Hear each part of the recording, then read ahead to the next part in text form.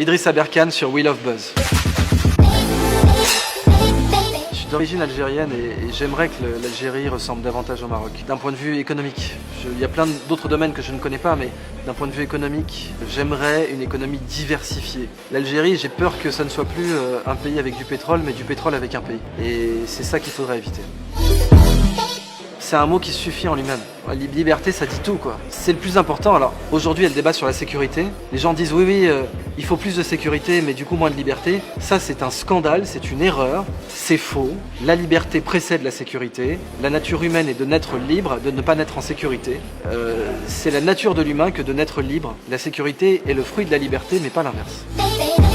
Il y a trop de gens qui pensent que le cerveau c'est juste là pour produire, et moi je pense que le cerveau c'est là pour épanouir. Et que si on veut libérer le cerveau, il faut penser épanouissement. Avant de penser productivité, avant de penser note, il faut penser épanouissement.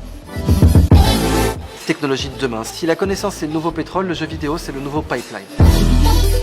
Un être humain doit trouver sa passion, c'est son devoir. La passion est plus productive que la corvée et les humains seront d'autant plus productifs qu'ils seront passionnés.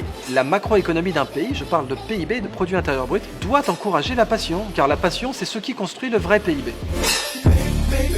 Beauté, les mathématiques, pour moi c'est de la nourriture. C'est comme le chocolat ou le café. Si vous en donnez à un enfant, il va être dégoûté, il va le recracher. Et si vous le forcez à avaler du chocolat noir ou du café, vous allez le dégoûter à vie. Il pourra plus jamais boire du café, plus jamais manger du chocolat. Les mathématiques c'est ça. Une fois qu'on a appris à les aimer, on peut devenir accro. Et on peut tous devenir accro aux mathématiques, de même qu'on peut quasiment tous devenir accro au chocolat et au café.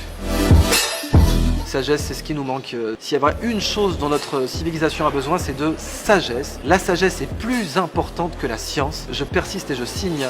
Quasiment toutes les attaques que je reçois viennent du fait que je déclare que la sagesse est plus importante que la science. Et j'en suis convaincu. Et je sais qu'une civilisation qui produit beaucoup de science et peu de sagesse va mourir systématiquement. Et qu'aujourd'hui, nos technologies explosent, mais notre sagesse n'explose pas d'autant. Et c'est une erreur.